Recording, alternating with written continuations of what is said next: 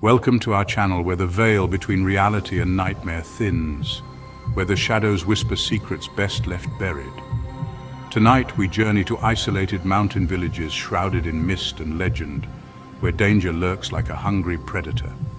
We bring you three terrifying tales, passed down through generations, each one more chilling than the last. Turn off the lights, huddle close, and prepare yourself, because tonight we face the horrors that dwell in the darkness. High in the mountains, cradled between jagged peaks, lies a village steeped in dread. It's a place where the air hangs heavy with unspoken secrets, where the sun struggles to penetrate the oppressive canopy of the ancient forest that borders its edge. They call it Whispering Woods, a place where the very trees seem to writhe in silent torment. Locals will tell you the woods are haunted, echoing with the sorrow and pain of those who perished within its shadowy embrace. They say the wind carries whispers, disembodied voices that seep into your mind, whispering your darkest fears, tempting you deeper into the wood's chilling embrace. Picture this: the sun bleeds below the horizon, casting long, eerie shadows that dance and writhe like phantoms. You find yourself drawn to the woods, an unseen force pulling you towards its shadowy depths. The air grows cold, the temperature dropping with each step you take. A shiver runs down your spine, and it's not just the cold. You hear it then, a faint whisper on the wind, a rustling in the undergrowth. You turn, searching for the source, but there's nothing there. Deeper you venture, the trees closing in like iron bars, their branches gnarled and twisted like skeletal fingers reaching out to grasp you. The whispers grow stronger, more insistent, swirling around you, pronouncements of doom and despair.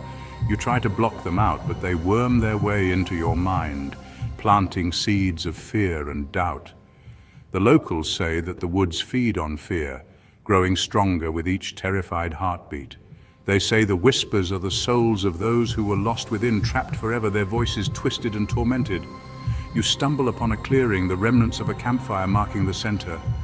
The air here is thick with a palpable sense of dread, the whispers reaching a fever pitch. You feel a cold hand on your shoulder and you spin around, your heart pounding in your chest. There's nothing there, but you're not alone. You feel a presence, cold and malevolent, watching you from the shadows, toying with you. Deep in the heart of the mountains, where the wind howls like a banshee and shadows stretch long and hungry, sits a dilapidated cabin. Its silhouette stands stark against the desolate landscape, a grim testament to forgotten tragedies and unspeakable horrors. Locals whisper its name in hushed tones, their faces etched with a fear passed down through generations. The cursed cabin. They say the cabin was once home to a family, drawn to the mountain's isolation, seeking solace or perhaps escaping a dark past. But their dreams of peace were shattered by a winter storm, a blizzard so fierce it swallowed the cabin whole, burying it under a mountain of snow. When the storm finally subsided, the family was gone, vanished without a trace, leaving behind only an eerie silence and a palpable sense of dread. Years passed and the cabin remained abandoned, its windows like vacant eyes staring out at the unforgiving wilderness. But the silence, it seemed, was a lie. For as the sun began its descent, casting long, eerie shadows across the mountainside, the cabin would come alive with the sounds of unspeakable torment. Those brave or foolish enough to venture near reported hearing blood-curdling screams, echoing from within its rotting walls, the desperate pleas for mercy lost to the howling wind. They spoke of ghostly apparitions, translucent figures that flickered in the windows, their faces contorted in silent screams, forever trapped in their icy purgatory. One chilling tale speaks of a group of hikers, young and foolhardy, who, despite the warnings whispered by the locals, decided to spend the night in the cabin. As darkness enveloped the mountains, the temperature plummeted and the wind picked up, howling like a wounded beast. Inside the cabin, the hikers huddled around a crackling fire, their laughter and bravado doing little to dispel the oppressive sense of dread that permeated the very air they breathed. Then it began. A soft scratching sound like nails on wood coming from upstairs.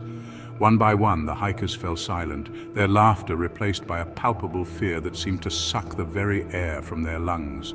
The scratching grew louder, more insistent, followed by the distinct sound of footsteps pacing heavily across the wooden floorboards above them.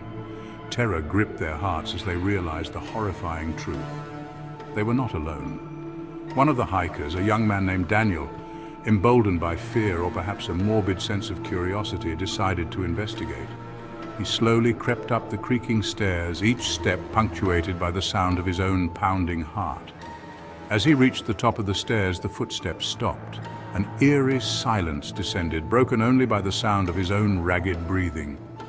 He slowly pushed open the door at the end of the hallway, his hand trembling as he felt a cold, unseen presence brush past him. The room was bare, illuminated only by the faint moonlight filtering through the grimy window. But as Daniel's eyes adjusted to the darkness, he noticed something that made his blood run cold. There, in the corner of the room, huddled a small, translucent figure. It was a young girl, her face pale and gaunt, her eyes wide with a mixture of fear and despair. She was clutching a ragged doll, her tiny hand stained a horrifying crimson. The air grows thin and frigid as we ascend to the highest peak of the mountain range, a place of desolate beauty and unforgiving cold. Here, amongst the jagged rocks and ice-covered slopes, whispers of a different kind of horror echo on the wind. This is the domain of the phantom of the frozen peak, a chilling legend whispered amongst seasoned climbers and terrified villagers alike. They say the phantom is the lingering spirit of a climber, a man named Elias, whose ambition outweighed his reason. He yearned to conquer the peak, to stand triumphant where no man had stood before. But the mountain, they say, demands respect, and Elias, blinded by his desire, failed to heed its warnings. It was a treacherous climb, the air thin and unforgiving, the ice-covered slopes treacherous and unforgiving. Elias, however, pressed on, driven by an almost fanatical obsession to reach the summit. His climbing partner, a weathered veteran of the mountains named Thomas, urged caution, but Elias refused to listen. "The peak calls to me, Thomas," he'd said, his voice echoing strangely in the thin mountain air. "I can almost taste victory." Thomas shook his head, a sense of foreboding settling over him. He'd seen that look before, the glint of obsession in a climber's eyes, and it rarely boded well. As they neared the summit, a blizzard swept in, a blinding whiteout that transformed the mountain into a swirling vortex of snow and ice. Thomas pleaded with Elias to turn back, to wait out the storm, but Elias refused. "We're so close," he shouted, his voice swallowed by the wind. "I can practically taste the summit." And with that, he surged forward, disappearing into the blinding whiteness. Thomas, his heart pounding with a dread he couldn't ignore, had no choice but to follow. The storm raged for hours, the wind howling like a banshee, the snow obscuring all vision. Thomas, his body battered by the elements, fought to keep going, his only hope to find Elias and seek shelter. Then through the swirling snow he saw it, a dark shape silhouetted against the blinding white. It was Elias, but he wasn't moving.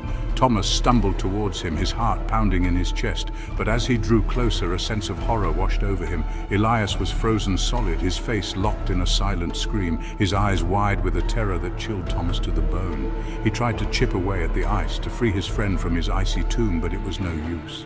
The mountain had claimed Elias, adding him to its collection of lost souls. Heartbroken and defeated, Thomas was forced to leave Elias behind, his body forever entombed in the ice. They say that Elias's spirit, unable to find peace, now roams the peak, forever seeking the summit that eluded him in life. Climbers tell of a shadowy figure that appears on the mountainside during blizzards, a tall, gaunt figure bundled in tattered cold-weather gear. Thank you for joining us tonight, brave souls, as we ventured into the chilling heart of haunted mountain villages. But be warned, the fear doesn't end here. Stay tuned, keep your lights on, and your doors locked tight, because we have many more tales of terror waiting to be unearthed. Until next time, sleep tight if you can.